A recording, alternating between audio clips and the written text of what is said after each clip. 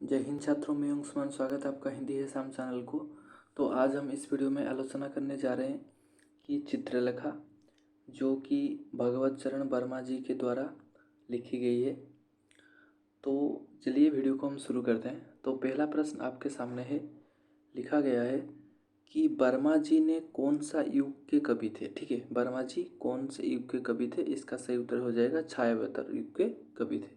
फिर हम आगे बढ़ते हैं। आगे दिया गया है कि वर्मा जी ने कौन सी कृति के लिए साहित्य अकादमी पुरस्कार प्राप्त किए थे। इसका सही उत्तर हो जाएगा आपका भूले बिसर चित्र। इनमें से वर्मा जी ने कौन सा सम्मान में सम्मानित हुए थे, पद्मश्री, पद्म भूषण, पद्मा या पद्म भूषण। इसका सही उत्तर हो जाएगा आपका पद्म भूषण। फिर हम आगे चलते हैं।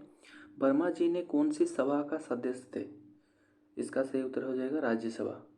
कौन सी? राज्यसभा की। वर्मा जी के कौन सा उपन्यास पर चलचित्र निर्माण हुआ है। बोले बिसर चित्र, चित्रलेखा, 3 वर्ष, पतन। इसका सही उत्तर हो जाएगा आपका चित्रलेखा। देखिए, ये जो चित्रलेखा है भगवत चरण वर्मा जी के द्वारा लिखी गई एक उपन्यास है। ये उपन्यास चलचित्र में भी बनाया गया था। आप अगर चाहें तो देख सकते हैं। ठीक है, फिर हम आगे बढ़ते हैं। 10 नंबर पर वर्मा जी ने कौन सी पत्रिका का संपादक थे। नवप्रभात, नवसाहित्य, नवदिगंत, नवजीवन। इसका सही उत्तर हो जाएगा आपका नवजीवन। क्या हो जाएगा? नवजीवन। फिर हम आगे बढ़ते हैं 11 नंबर की ओर। और प्रश्न रही आपके सामने, कब चित्रलेखा उपन्यास का प्रकाशन हुआ। इसका सही उत्तर हो जाएगा आपका 1934 को। ठीक है, चित्रलेखा उपन्यास का प्रमुख पात्र नायक या नायिका कौन है। इसका सही उत्तर हो जाएगा चित्रलेखा। फिर हम आगे बढ़ते हैं। आगे दिया गया है कि श्वेतांग और विशाल देव किसके शिष्य थे। ये श्वेतांग और विशाल देव यानी जो रत्नांबर के शिष्य थे। इसका सही उत्तर हो जाएगा रत्नांबर। किनके? रत्नांबर। तो आप इससे जो पढ़ा होगा कि श्वेतांग जाता है विजगुप्त के पास और आपका विशाल देव जाता है गुरु कुमारगिरी के पास। ठीक है, ये भोगी, विजगुप्त भोगी है, ये योगी है। फिर हम आगे बढ़ते हैं। पाप क्या है। ये प्रश्न किसने रत्नावर को पूछा। ये दोनों ने पूछे थे, श्वेतांग और विशाल देव ने, कि पाप क्या है। फिर हम आगे बढ़ते हैं 15 की ओर। तो 15 का प्रश्न आपके सामने दिया गया है कि पाप क्या है। यह जानने के लिए रत्नावर ने श्वेतांग को किसके पास भेजा। देखिए, मैंने आपको अभी अभी बताया है कि पाप क्या है, पापो कौन। तो ये जानने के लिए श्वेतांग ने किसके पास गया था। इसका सही उत्तर हो जाएगा आपका विजगुप्त के पास श्वेतांग गया था और आपका विशाल देव गया था गुरु कुमारगिरी के यहाँ। ठीक है, फिर हम आगे बढ़ते हैं। चित्रलेखा किसकी प्रेमिका थी। इसका सही उत्तर हो जाएगा विजगुप्त के प्रेमिका थी। विजगुप्त ने चित्रलेखा को क्या पूछा। जीवन पाप है, जीवन मृत्यु है, जानती हो जीवन का सुख क्या है, जीवन दुखमय है। इसका सही उत्तर हो जाएगा आपका ऑप्शन सी, 18 का ऑप्शन सी, जानती हो जीवन का सुख क्या है। फिर हम 19 नंबर पर चलते हैं। 19 नंबर प्रश्न दिया गया है कि विजगुप्त ने चित्रलेखा के सेवा में रहने के लिए किसको भेजा। इसका सही उत्तर होगा श्वेतांग को भेजा। विधवा होने के बाद चित्रलेखा के जीवन पहले कौन आया। कृष्णादित्य ने आया। ठीक है, कृष्णादित्य ने आया था। किसने चित्रलेखा को आश्रय दिया। एक नर्तकी ने।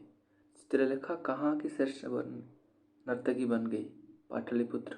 ठीक है, पाटलिपुत्र की सर्वसुंदरी नर्तकी चित्रलेखा। आर्य मृत्युंजय कहाँ के सामंत थे। इसका सही उत्तर हो जाएगा पाटलिपुत्र के सामंत थे। फिर हम 26 नंबर पर चलते हैं। तो यहाँ पर लिखा गया है रत्नांबर और विजगुप्त में क्या संपर्क था। गुरु शिष्य का संपर्क था। नर्तकी बनने के बाद चित्रलेखा सर्वदा ट्यास पीने लगी, मदिरा। इनमें से कौन सांसारिक है। विजगुप्त। ठीक है, फिर हम आगे बढ़ते हैं। आगे दिया गया है कि ईश्वर के 3 गुण क्या क्या है। सत्य चित आनंद, काम क्रोध लोभ, अनुराग विराग प्रतिराग, पाप पुण्य सुख दुख या लाभ हानि। इसका सही उत्तर हो जाएगा सच्चित आनंद। मृत्युंजय की पुत्री कौन थी। यशोधरा। ठीक है, फिर हम आगे बढ़ते हैं। आगे दिया गया है कि मृत्युंजय अपनी पुत्री का विवाह किससे कराने को समझ रखता है? इसका सही उत्तर हो जाएगा आपका, क्या होगा आपका, विजयगुप्त से। तो मृत्युंजय चाहता तो है विजयगुप्त से विवाह हो, लेकिन असल में विजयगुप्त विवाह नहीं करता, असल में करता है सुतांग। ठीक है, विजयगुप्त की सारी संपत्ति, ये सारी पद ये जो सुतांग को दे देते हैं, और सुतांग जो है मृत्युंजय की पुत्री यशोधरा को शादी करता है या विवाह करता है। ठीक है, फिर हम आगे बढ़ते हैं। चंद्रगुप्त की सभा में चित्रलेखा किसको पराजित कर देती है? गुरु कुमारगिरी को। किसका हृदय कुमारगिरी के तेजी से पराजित हो जाता है? इसका सही उत्तर होगा चित्रलेखा। क्यों विजयगुप्त के मन की शांति भंग हो जाती है? चित्रलेखा को प्रेम करने से, सुतांग चित्र की सभा करने से, चित्रलेखा कुमारगिरी के आश्रम में रहने से। इसका सही उत्तर हो जाएगा चित्रलेखा कुमारगिरी के आश्रम में रहने से शांति भंग हो जाती है। ठीक है, फिर हम आगे बढ़ते हैं। आगे दिया गया है